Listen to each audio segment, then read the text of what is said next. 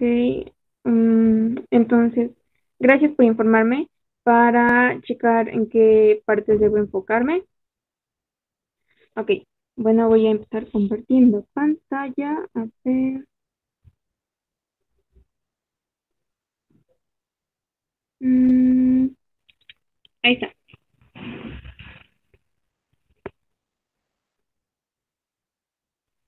¿Sí se ve mi pantalla?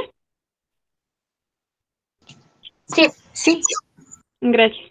Diana, ¿puedes comenzar a grabar para aquellos que no pudieron asistir y pues igual pidieron que se grabara la sesión, por favor? Ya estoy grabando. Ay, gracias. Bueno, pues empezamos con lo que es la fonética y fonología, ¿no? Y bueno, primero tenemos como que el lado bonito de la fonética y la fonología, que pues permite la decodificación de mensajes, la identificación de sonidos, e incluso puede servir para proyectos relacionados con la comunicación y el arte. Con la comunicación nos podemos basar, por ejemplo, en identificar algunos fonemas de la lengua, en identificar cómo se comunican las personas, que los cambios de sonidos, incluso pueden, para tomarse como de inspiración lo que puede ser útil la fonética y la fonología, pueden intentar ver la película de Arrival, que es un buen ejemplo para poder estudiar esta parte de la lingüística. Y luego está en el arte. Un ejemplo muy común que van a ver como en cuarto o tercer semestre, e incluso podría decir que en este semestre ya lo deberían de estar viendo. Por ejemplo, ¿cómo podemos identificar la fonética y fonología en el arte? En la repetición de sonidos, en la, en la constante, en los poemas, en la recursividad, entre otras cosas, ¿no? Pero también tenemos el lado que es un poco complicado para algunos de nosotros, que es, por ejemplo, la sonorización de los sonidos. O sea, ¿qué es eso? Como que empieza a confundir a primera vista, ¿no? Identificar el aparato fonador, cada rasgo de los fonemas y los procesos fonológicos, que yo creo que es lo que va a venir mayormente en su examen, lo que son los procesos fonológicos y la parte de ondas sonoras. Y bueno, ¿cuál es cuál, no? Este igual puede venir en el examen, la definición y la diferenciación entre fonética y fonología, que a veces se llega a confundir bastante. Pues la fonética es aquella que estudia los sonidos del habla y la realización de los sonidos de la lengua, en donde esta misma tiene evidencia empírica y tiene un enfoque de estudio acústico, fisiológico y perceptivo del habla. ¿A qué me refiero con esto? Por ejemplo, el acústico tiene que ver con los sonidos, fisiológico con el cuerpo humano, con cómo nosotros lo emitimos, y perceptivo del habla, cómo nosotros entendemos el mensaje por nuestros oídos. Y también sistematiza los elementos fónicos. ¿Cuál es la unidad de estudio de la fonética? Es los fonos y los alófonos. Los fonos son aquellos que están interpretados entre corchetes. Aquí tenemos un ejemplo que es un pato, que es como nosotros lo podemos percibir. Y los alófonos es un fenómeno que ocurre cuando no hay un cambio de significado, pero se muestra una variación en la realización de un fonema. Y estos no forman como parte del sistema de la lengua. Este recurso de la alofonía nos permitirá en el futuro poder entender los procesos fonológicos y la distribución complementaria, que no sé si ya lo vieron. Una pregunta, sí es cierto. ¿En qué tema van de fonética y fonología ahorita?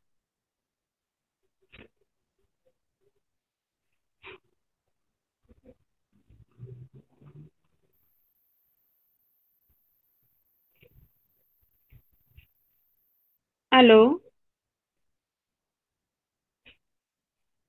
Estábamos viendo los puntos de articulación, modos de articulación y a dónde van las consonantes fricativas, africadas y demás. Ok, bueno, prácticamente están estudiando un poco de lo que es el AFI, que veremos un poco más adelante. Bueno, entonces prosigo. Gracias.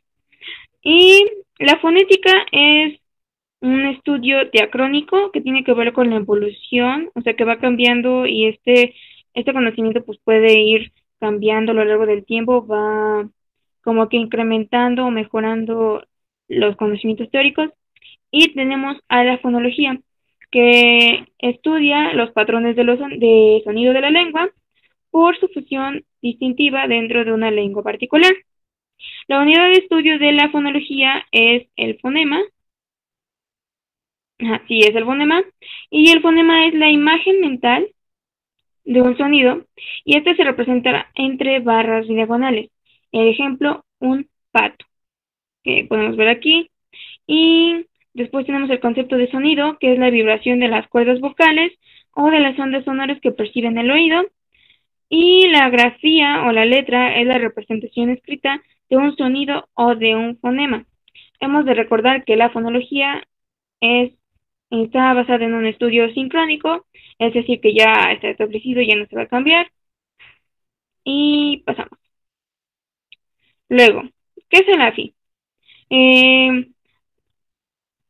No sé si pueden abrir ustedes el AFI o tengan a la mano el AFI, pero el AFI es el alfabeto fonético internacional o conocido en inglés International Phonetic Alphabetic.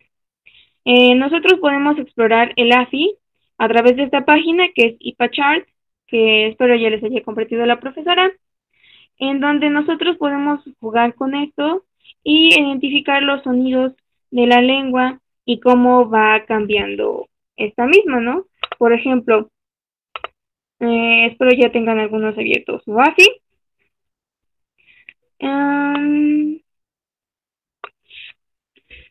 Que nosotros podemos identificar en la parte horizontal del AFI con respecto a las consonantes, que son las infraglottales, que hablan del punto de articulación, es decir, la posición de los órganos de la boca. Por ejemplo, tenemos las principales, que es la labial, coronal, dorsal, radical y glotal. En la labial se encuentra la bilabial y la labiodental. En la coronal se encuentra la dental, alveolar, postalveolar, retrorefleja.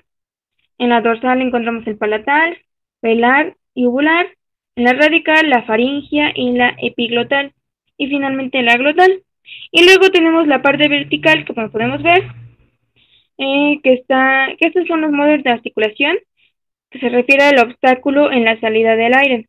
Es decir, si una consonante es nasal, oclusiva, fricativa, aproximante, vibrante múltiple, vibrante simple, fricativa lateral, aproximante lateral o vibrante simple lateral. Ajá. Y luego tenemos las consonantes, ajá, que las que están alineadas a la izquierda son las que son sordas y las que están a la derecha se consideran sonoras. Y las casillas en gris, como pueden ver en el AFI, son articulaciones consideradas imposibles, ¿no? Hasta lo que se conoce. Y luego tenemos las consonantes supraglotales, como podemos ver, estos pequeños signos, que está el clic, la implosiva y la eyectiva, que estos se van a poder percibir, por ejemplo, cuando tratemos con la lengua, en donde nosotros va a haber ejercicios que nos van a pedir para la distribución complementaria o los procesos fonológicos en diferentes lenguas, que lo vamos a poder percibir para identificar los sonidos de la lengua en un idioma. Por ejemplo, si, no sé, una bilabial nasal, que en este caso sería la M, tiene la eyectiva, que parece la K con una comita, quiere decir que esa letra se está velarizando. Luego tenemos las consonantes cuarticuladas, que igual muestran lo que son su punto de articulación y modo de articulación un poco más diferentes a como las conocemos. Luego tenemos las vocales, que estas principalmente se enfocan en anterior, central y posterior. A ver, un momento. Ahí, alguien pidió acceder. Nada más. Acepto. Ujú. Ya.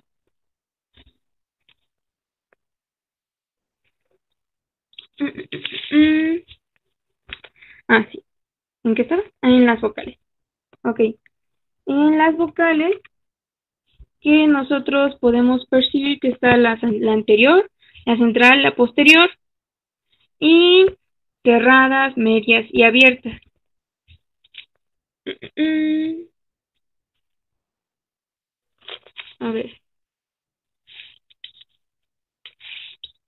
Por ejemplo, nosotros tenemos que la anterior en el idioma español, anterior cerrada es la I, la principal, y semicerrada, o mejor conocido como media, está la E, que igual es anterior, y también tenemos la A, que es abierta, o está entre punto medio entre abierta, no, entre anterior y central, perdón, y es totalmente abierta, es una vocal abierta, ¿no? Y luego tenemos, por ejemplo, las posteriores, que es la O y la U. La posterior se encuentra, la posterior cerrada es la U. Y la posterior semicerrada o media, como es mayormente conocida, pues es la O. Y luego tenemos los tonos que están a la derecha, que es el tono de las consonantes que pueden tener, no, perdón, las vocales. Y después tenemos la suprasegmental, que estos son los elementos que puede tener las vocales.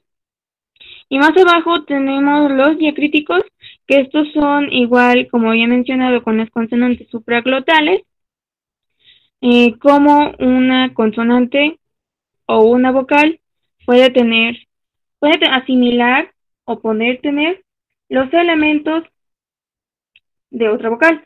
Por ejemplo, tenemos una N con un circulito, que este quiere decir que se está ensordeciendo, o una S con una flecha hacia abajo que se está sonorizando, y así lo podemos interpretar, ¿no?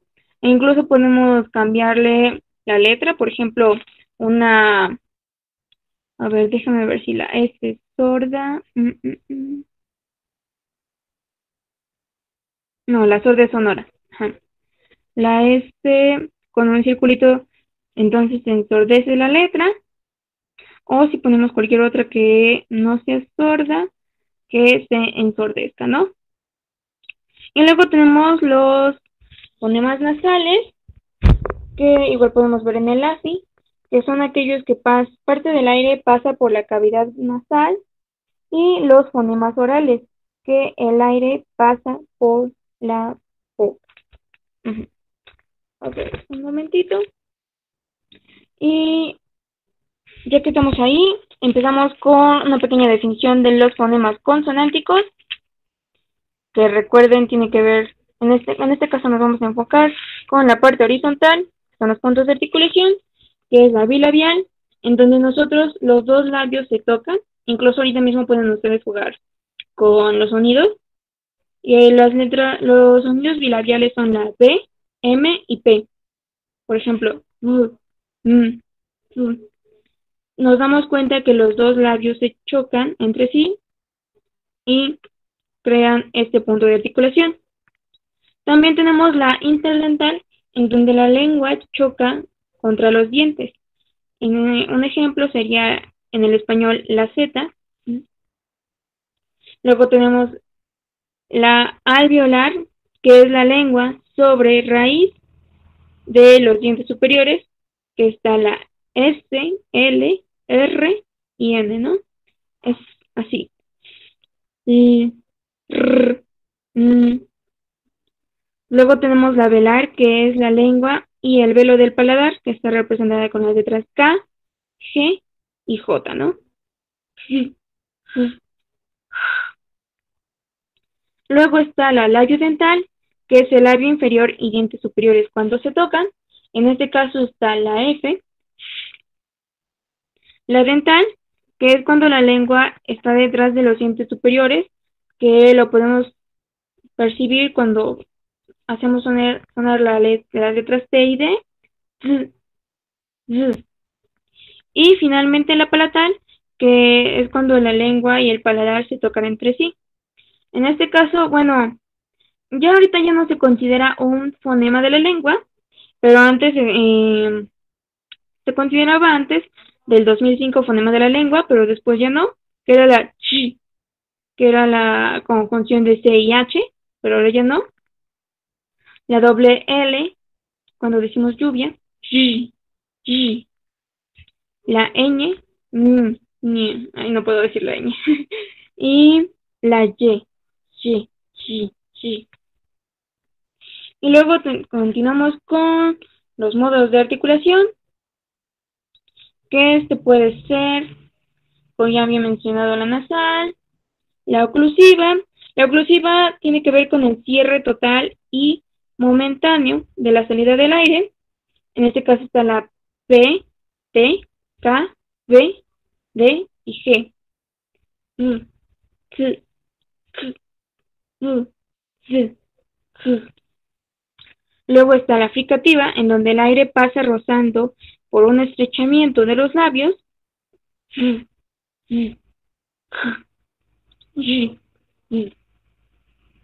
se dan cuenta, los labios se empiezan a estrechar y el aire va pasando por ese lado. Luego está el africado, que se produce una eclosión y después una fricación, que es, como ya había mencionado, la ch, que ya no existe en el afi, pero lo que sí todavía está vigente es la ñ, que esa todavía no la puedo pronunciar. Y está la lateral, que es cuando el aire pasa rozando los lados de la cavidad vocal, que está con la L y la doble L. Y después la vibrante, que el aire hace vibrar la punta de la lengua al pasar. Luego la nasal, bueno, esta ya la había explicado, la nasal. Y ahora, a ver, ya les expliqué esto. También un dato curioso, por ejemplo, en la lengua del español, es que nosotros en el español tenemos 22 a 24 fonemas, cuando, por ejemplo, en diferentes idiomas como el piraña, creo que es el piraña, creo que sí se pronuncia, tiene 10 fonemas, en donde 7 son consonantes y 3 son vocales. Las consonantes son las X, P, K, B, H, T y S. Y las vocales solo son la A y la O. O también tenemos al que tiene el mayor número de fonemas, que es la lengua Sh, de familia Khoisan de África Meridional, que tiene 119 fonemas. Es la lengua más rica en la cuestión de fonemas.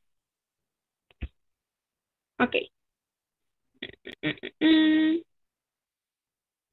Luego, el aparato fonador.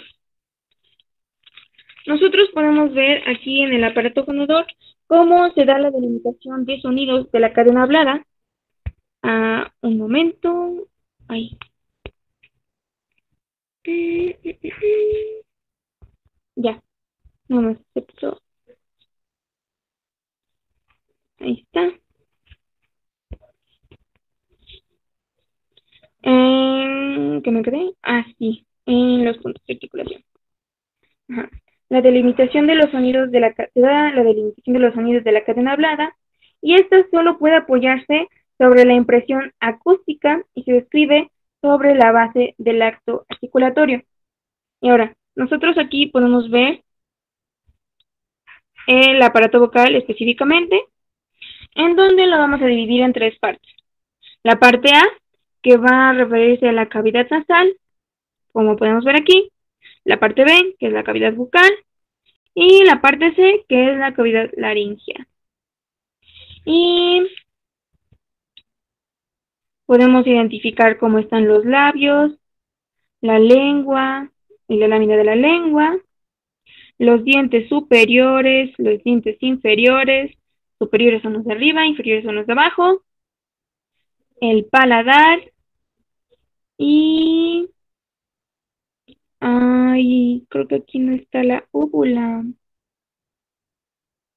Bueno, pero la úvula está en esta parte que nosotros podemos ver que está señalando el dorso de la lengua, más abajito, donde antes de entrar a la cavidad laringea, ven que hay como un abultamiento en esta parte, lo voy a enfocar. Esta es la úvula. Y también se me olvidó mencionar dónde queda el paladar.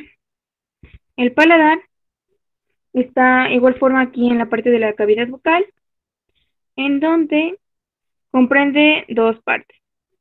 La parte interior, la ósea o inerte, que está en esta parte de la cavidad bucal, y la parte posterior, que es muelle inmóvil o el velo del paladar, que en este caso está en esta parte, en esta pequeña sección, no donde dice la úvula, no, sino que está aquí, a un lado de la úvula, aquí.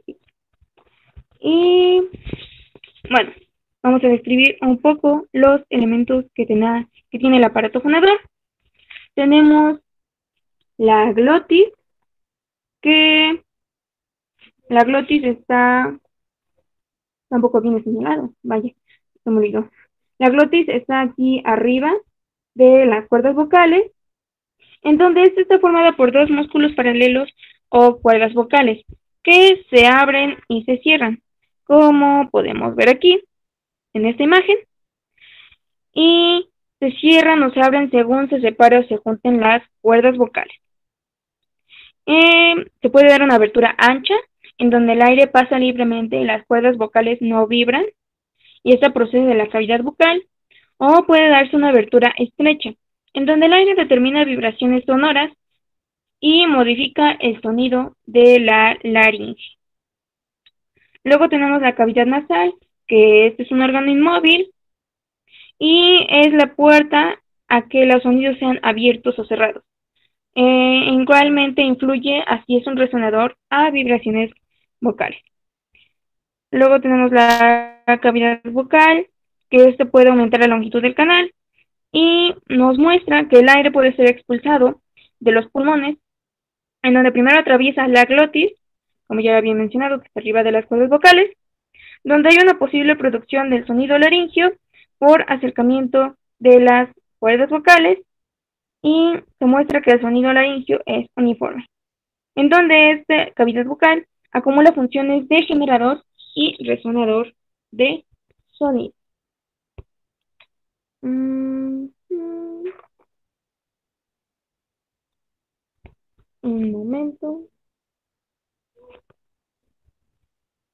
Y entonces, ¿cómo nosotros podemos identificar lo que ya habíamos visto en el AFI, que era la parte horizontal, que es cuál es el punto de articulación, si es bilabial o cómo? Por ejemplo, cuando los labios se tocan, recordemos que es bilabial. Cuando es labiodental es cuando los labios inferiores chocan con los dientes superiores. La alveolar es cuando los alveolos se juntan. La postalveolar o prepalatar es cuando se junta la lámina de la lengua, pero nada más esta parte, la parte en donde inicia, aquí, la lámina de la lengua, se junta con parte de la cavidad bucal. La palatal, en donde ya el centro de la lámina de la lengua se junta con ya la parte más alta de la cavidad bucal. La velar, que ya tiene que ver con un poco esta parte, casi la parte final, con el velo. La uvular, en donde ya la parte final de la lámina de la lengua se junta con la úvula. Y la glotal o la laringe, en donde se da en esta parte.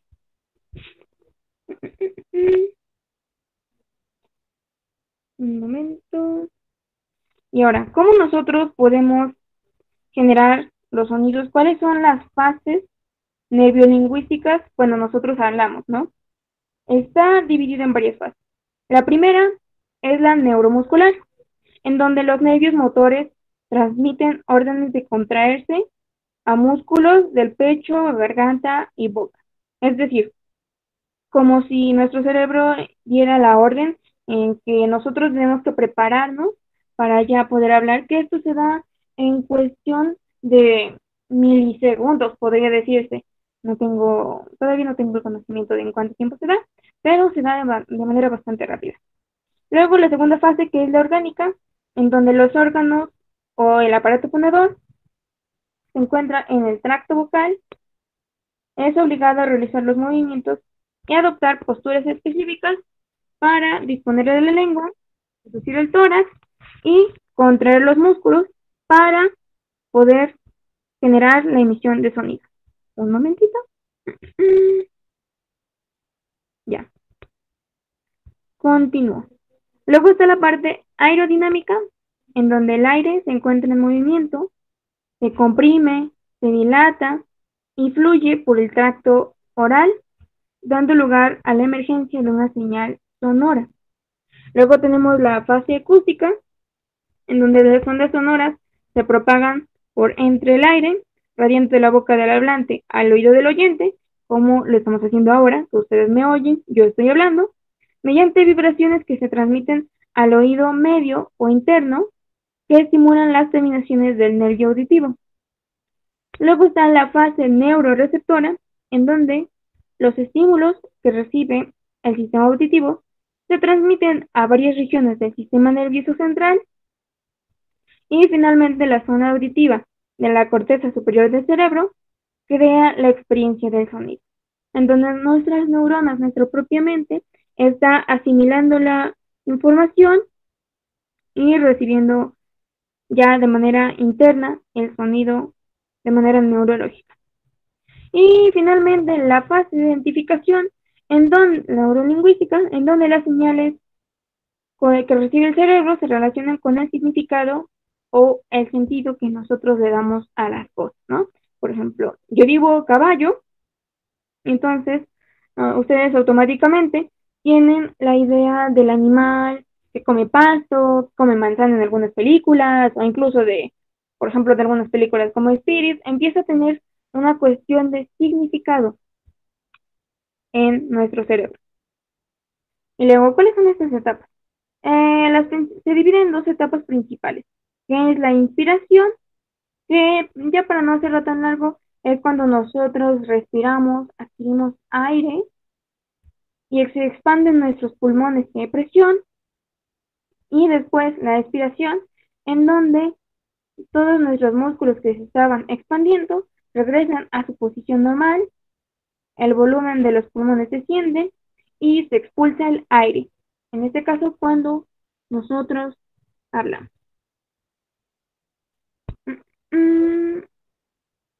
Luego están los subcampos de la fonética, porque sí, la fonética tiene algunos subcampos. Primero hay que recordar qué es la fonética, que es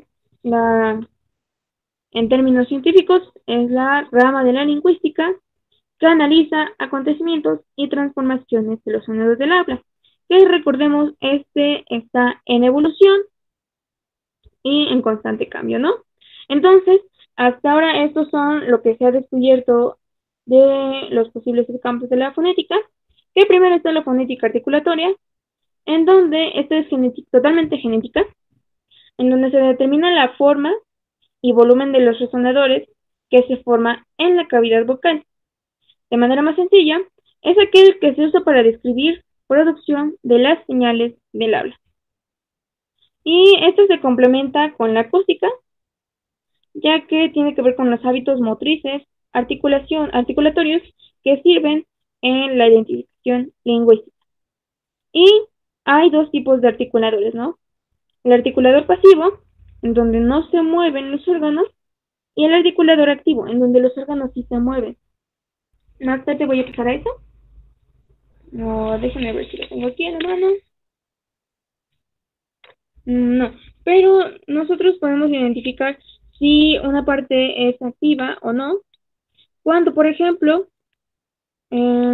nosotros podemos saber que la lengua es un articulador activo porque está en constante movimiento.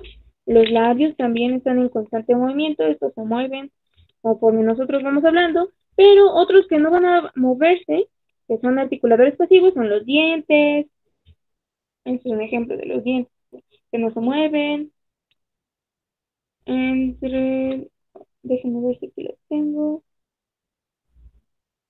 Mm, no los tengo a la mano. No los tengo, pero luego buscaré cuáles son los activos y los pasivos, si se los paso. Luego, ajá, en donde inicia la articulatoria, todavía creo una articulatoria, en donde se estudia bastante la cuestión de las vocales, como ya había mencionado antes, y el tracto vocal, y cómo se da la resonancia, ¿no? Lo que ya he explicado acá, cómo nosotros vamos a emitir el sonido. Luego tenemos la auditiva, que esto estudia la manera en la que el oído reacciona ante las ondas sonoras. Y nosotros podemos identificar, por ejemplo, tenemos las partes del oído, que está la parte externa, que es la oreja o el pabellón auricular, que es lo que nosotros vemos a simple vista, o ya de manera un poco más interna está la parte media, que es el martillo, el yunque y el estribillo, que estos son más pequeños y es un poco más difícil de ver a simple vista, pero estas son las que vibran y en la parte interna ya es la parte que manda la decodificación, cuando las señales se vuelven eléctricas y se conduce al sonido, en donde la parte física que participa en este caso del oído es la cóclea, es la cóclea, y esta realiza movimientos en los cilios. Los cilios son como unos pequeños hilitos, en donde estos van a realizar movimientos de contracción y relajación. Luego está la fonética acústica, que como ya mencioné, está relacionada con la articulatoria, en donde aquí las ondas sonoras que se crean cuando nosotros hablamos y describen a la onda sonora, su producción y propagación, características y componentes. A ver, ya. Ay, denme unos minutos, ya se me secó la garganta. Oye, por agua.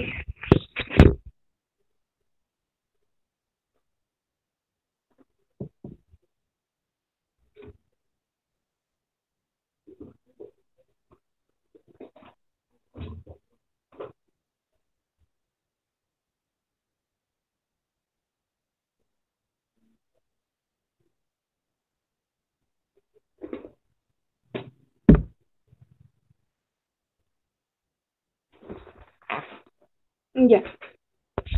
Ajá.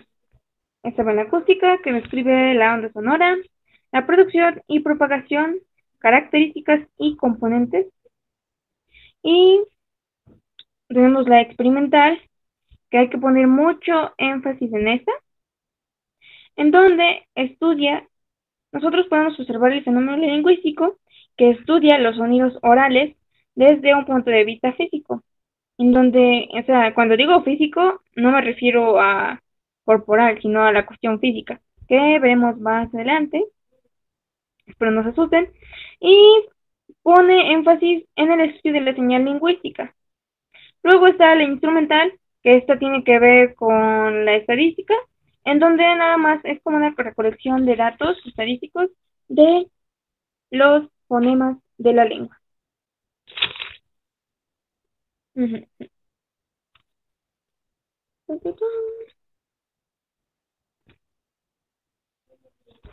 Luego, bueno, esta es un poco la parte fea, porque, bueno, no sé si a ustedes les dijeron, pero en mi caso sí, nos dijeron que supuestamente esta carrera no iba a tener matemáticas, pero pues sí, sí las tiene, en especial esta materia, es la que incluso diría yo tiene más matemáticas que cualquier otra cosa, pero no es tan exagerado, pero yo creo que sí se puede lograr. Y también tiene pues, tiene que ver relacionada con la cuestión de la física, la materia que igual reprobé, no es cierto, que tiene que ver con las ondas sonoras, como acabo de mencionar en las diapositivas anteriores. Y ahora nosotros nos vamos a enfocar en la fonética experimental, la que había mencionado antes. Un momento. Que, como ya había dicho, la fonética experimental era la que estudiaba los sonidos orales desde el punto de vista físico. En este caso, lo primero tenemos que tener en cuenta unos conceptos básicos antes de que explique la carta de formantes, que no sé si ya se los habían explicado, pero pues ahí va. Primero, los formantes son las bandas sonoras, las bandas de sonido, en donde estas están determinadas por los resonantes, en este caso es la cavidad bucal y la nasal, y tiene que ver con el conjunto de cadenas de armónicos que se transmiten por bandas sonoras. Luego, estos son los que permiten, son los elementos que hacen ininteligibles el habla, ¿no? Los formantes. Luego tenemos algunos conceptos que es F1, es el formante 1, que este permite la apertura o cierre de la cavidad, puede ser la bucal y nasal o nasal, y el formante 2, que puede ser la posición anterior o posterior de las cavidades bucales o nasales. Aquí en el proceso de articulación puede determinarse en frecuencias de formantes, ¿no?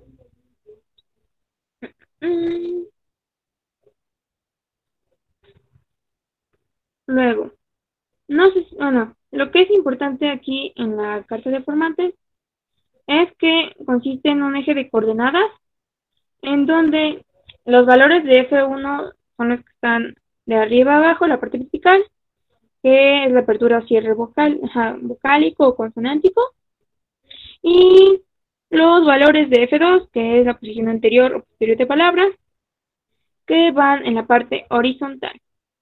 Esto va desde los 800 Hz, son los Hz en pluralizados, hasta los 200 Hz. Y nosotros lo podemos ver en algunas gráficas,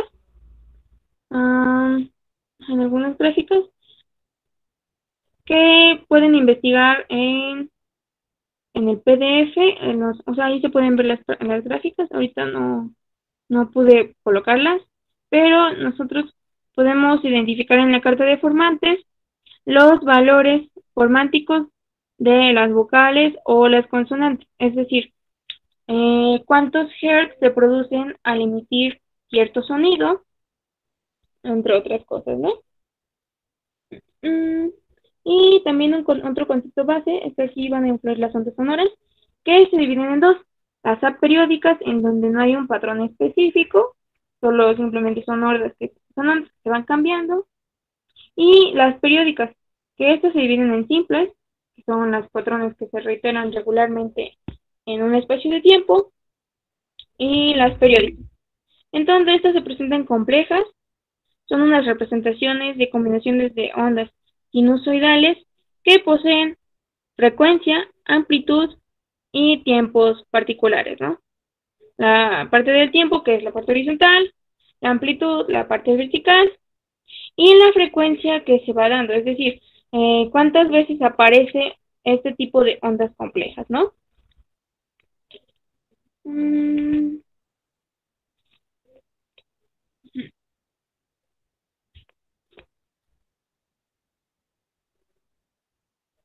ver.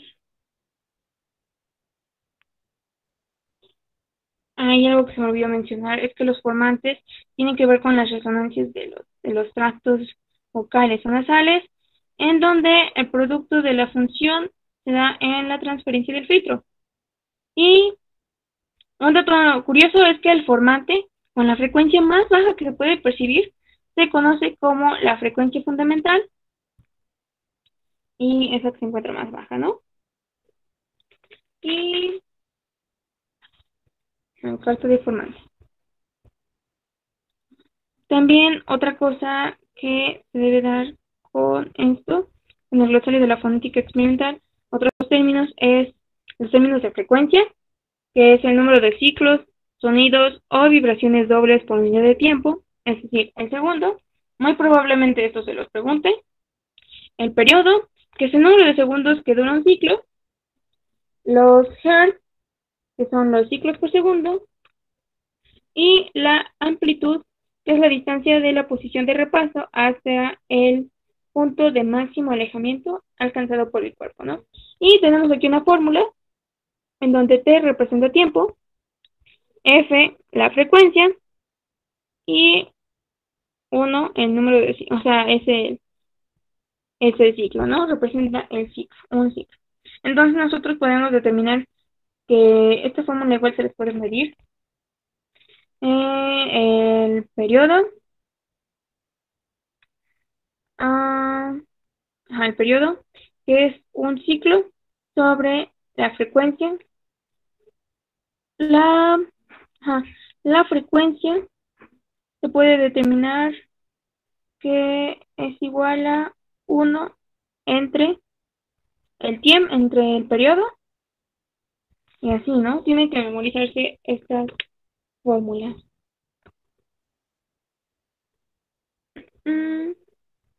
Luego aquí venimos con las partes de la onda que nosotros podemos percibir, que está la amplitud de onda, que es la altura de donde empieza un nodo a una cresta, la longitud de onda, que es donde está la altura de una cresta a otra cresta, obviamente en el mismo nivel, en este caso se muestra en el mismo nivel vertical. Luego está pues, la cresta, que es la punta máxima de la onda, el valle, que es el punto más bajo de la onda, el periodo, que como ya había mencionado antes, es el número de segundos que dura un ciclo, y en este caso, bueno, no está numerado, pero puede ser, en este caso nosotros podemos percibir que este es todo un periodo cuando un ciclo se completa, ¿no? Aquí podemos ver el inicio y el final indicado con la flecha. Y tenemos el nodo, que es cuando la onda entra en contacto con la línea de equilibrio, es decir, un punto medio. Y igual la línea de equilibrio, que esta igual puede ser llamada como el tiempo que va transcurriendo en una onda. Luego, estos son los conceptos básicos para identificar los fonemas de una lengua. Ay, Dios mío. La oposición es cuando dos sonidos que aparecen en un mismo contexto. El par mínimo, que es el par de ítems léxicos que ilustran una relación de contraste. Son cuando consiste que hay un contraste mismo. ¿A qué me refiero con par mínimo? Por ejemplo, yo les había mencionado al principio este ejemplo, ¿no? Que es un pato. Pero aquí nosotros nada más podemos ver uno. Entonces, ¿cuál podría ser otro de su otro par, su otro ítem léxico más bien? Entonces, en este caso, para poder hacer para poder identificar fonemas de la lengua, podría ser un vato.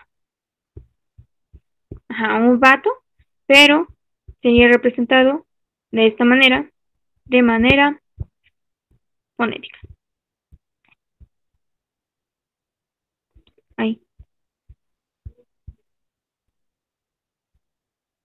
estoy, ya me adelanté. Ahí está. Luego, ¿qué es contraste? El contraste se da cuando dos sonidos se oponen y generan un cambio de significado. En este caso, como ya habíamos visto, un pato y un vato, nosotros podemos ver la diferencia entre la P y la B. Nosotros vemos que está, que, o sea, ya hay un cambio de consonantes, los sonidos se oponen y generan un cambio de significado, ¿no? Por ejemplo, no es lo mismo decir un pato, porque nosotros entendemos el significado, que es el animal, que luego anda en los lagos, que hace cuac, a un vato, ¿no? Que luego son los que andan por ahí. No es cierto. Son luego nuestros amigos, son luego nuestros hermanos, familiares, etcétera, ¿no? Ese es el significado que nosotros le podemos dar. Y luego está la alofonía o el alófono, que ya he iniciado, esto sucede cuando no hay cambio de significado, más sin embargo hay una variación en la realización de un fonema, como aquí lo hemos explicado, y vuelvo.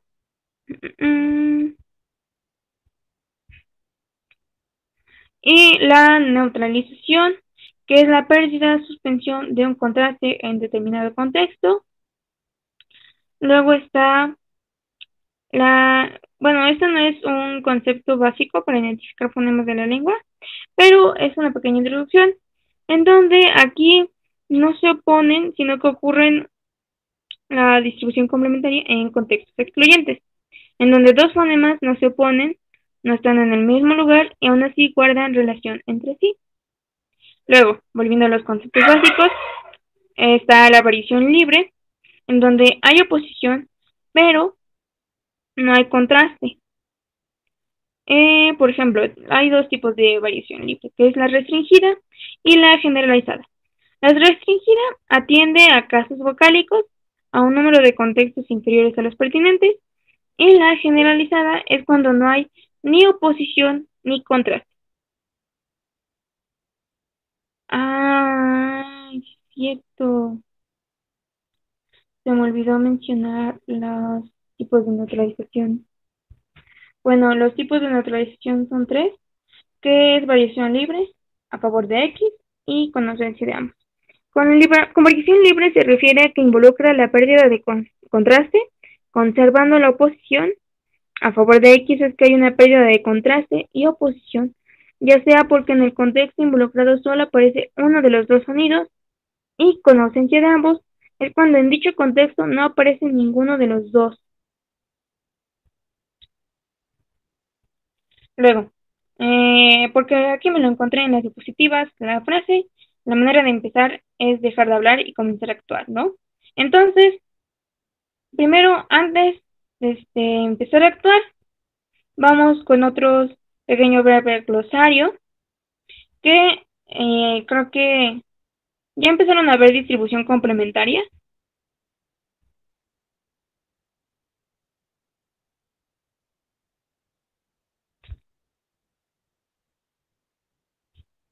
No, todavía no. Vamos en el tema de modos de articulación.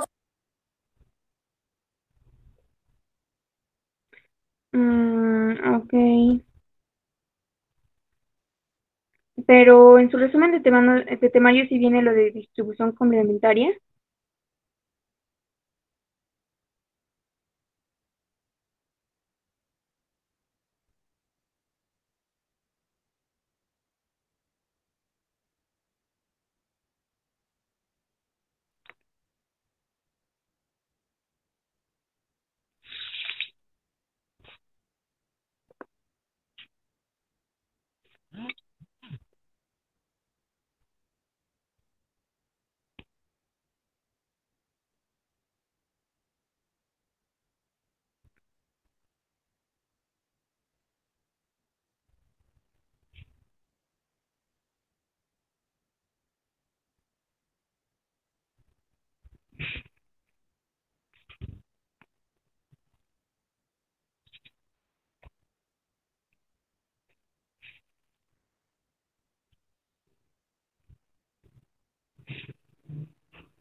Bueno, me interrumpen en cualquier momento si es que vienen los ejercicios de distribución complementaria. Entonces, como están en ese tema de los modos de articulación, mm, volvemos a esta parte que tiene que ser del AFI y del aparato fonador.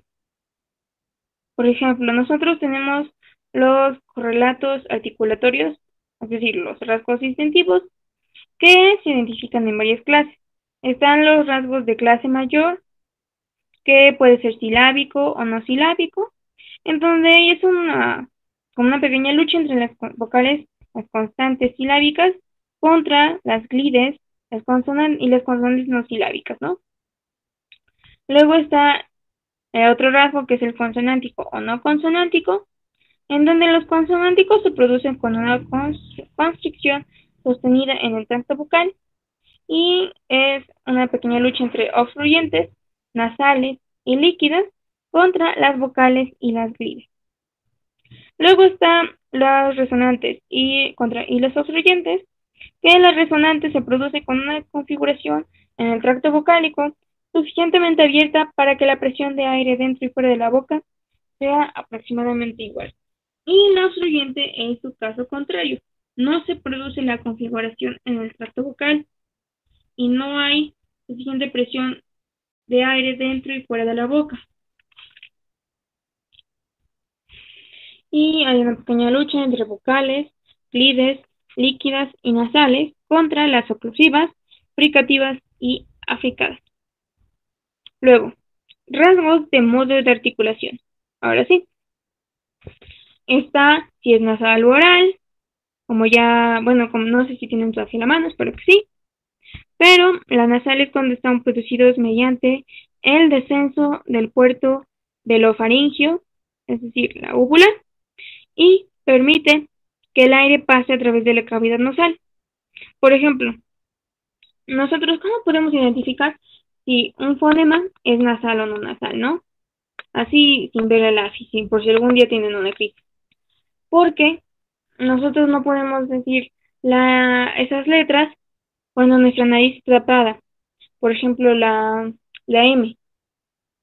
Trate de decir la M con la nariz tapada y cuesta, o sea, cuesta bastante. O la N, que igual es conocida como nasal, cuesta bastante que se dé M, M, M. Cuesta que se exprese, ¿no? Y en este caso hay una pequeña lucha entre las oclusivas nasales, consonantes y vocales nasalizadas contra todos los demás consonantes y vocales que no son nasalizadas, es decir, las orales. Luego están las laterales centrales, que las laterales se producen con la lengua ubicada, que impide el paso de la corriente de aire por el centro de la boca, el tiempo que permite el paso de la corriente de aire a través de uno o ambos lados de la lengua, en donde igual hay una pequeña lucha entre los laterales resonantes, laterales fricativas y laterales africadas contra todos los demás fonemas de la lengua. Luego está el continuo oclusivo.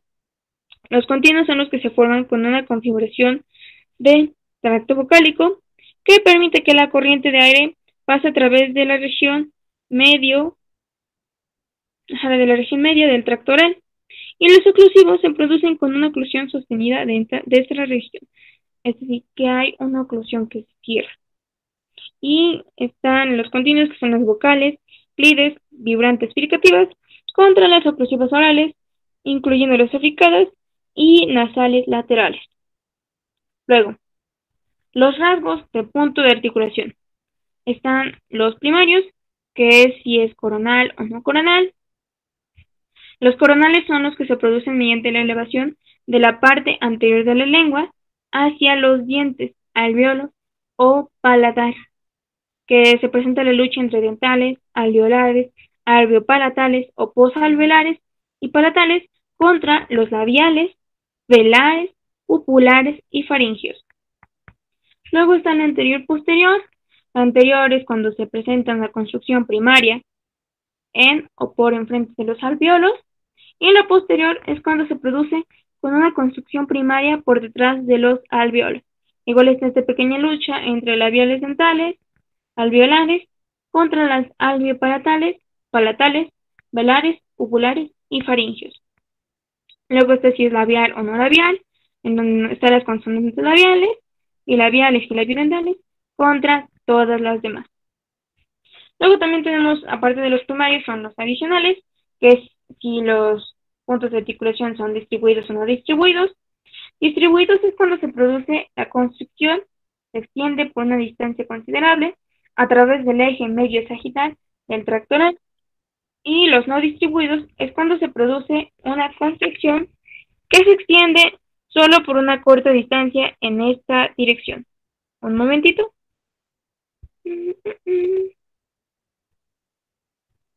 Ay, ya.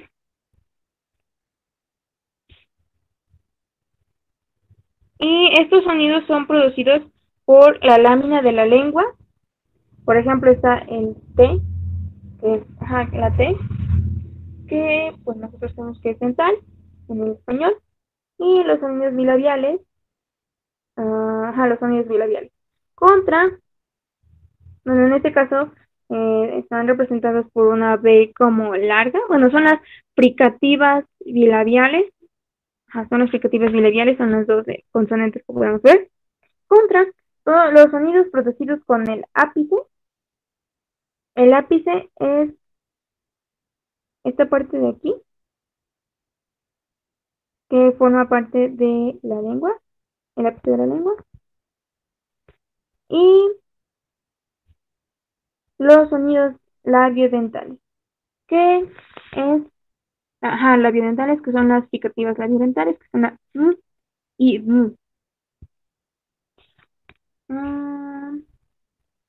¿qué más? ¿Qué más?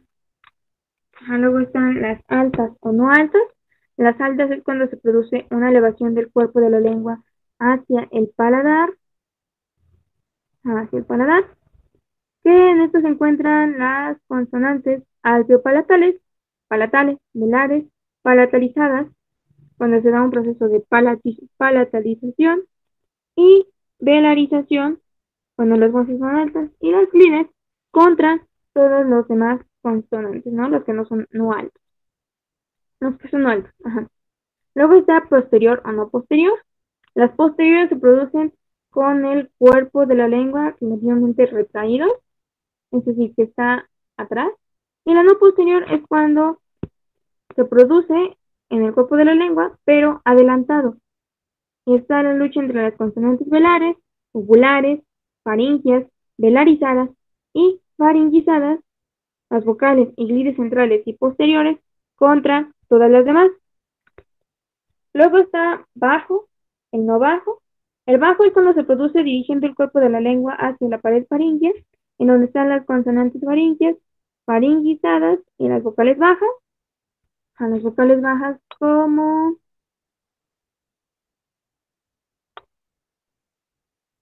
ay,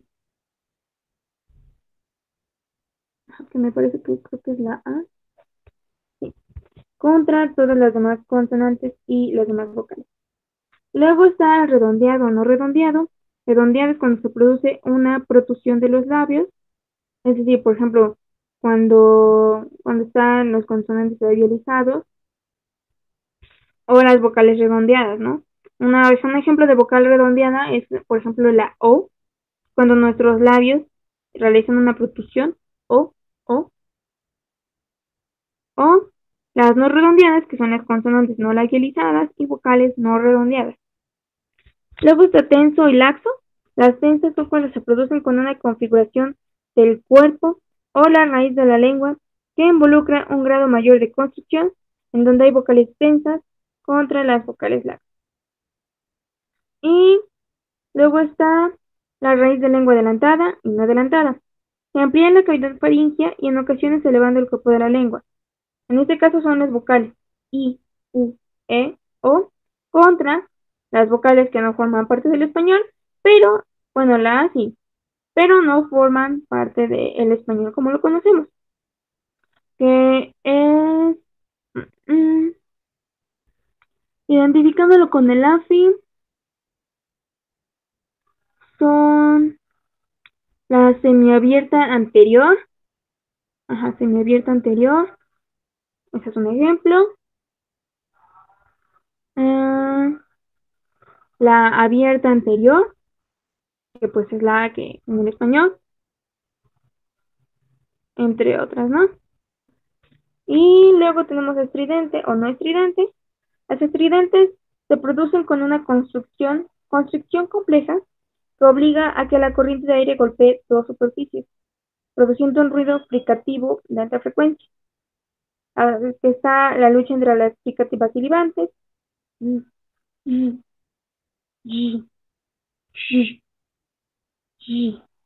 accidentales y uvulares,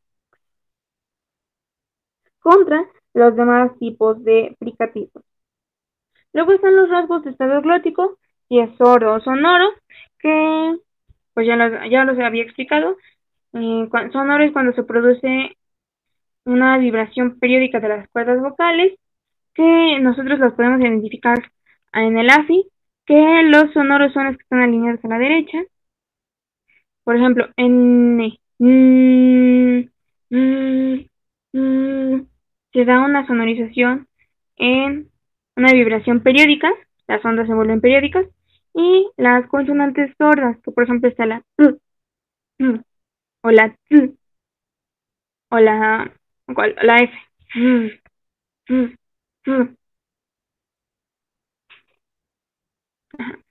o incluso la T. Luego está cuando es la glotis extendida o no extendida. La glotis extendida o aspirada se produce cuando las cuerdas vocales son separadas, produciendo un componente ruido no periódico en la señal acústica. En este caso es una lucha entre las consonantes vocales aspiradas contra todas las demás, son las no extendidas. Luego está la glotis constreñida y la no constreñida, en donde las constreñidas o glotalizadas se producen con las cuerdas vocales juntas de un modo tal que impidan una vibración de cuerdas normales. Están las consonantes eyectivas o glotalizadas, las implosivas, vocales, laringizadas contra todas las demás. Y aquí me refiero, por ejemplo, yo creo que tienen la duda, ¿qué es implosivo, no? ¿A qué se refiere con eso de implosivo? Déjenme ver. Bueno, yo recuerdo que la implosión es cuando los sonidos son sonidos cerrados. Hay un cerramiento en la cavidad vocal, ¿no? Por ejemplo, está la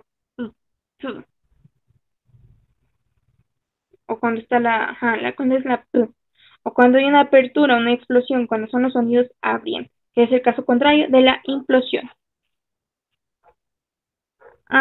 Bueno, ya expliqué lo de los modos de articulación y algunos rasgos. Bueno, no sé si ya revisaron si viene lo que es la distribución complementaria y procesos fonológicos en su resumen de temario.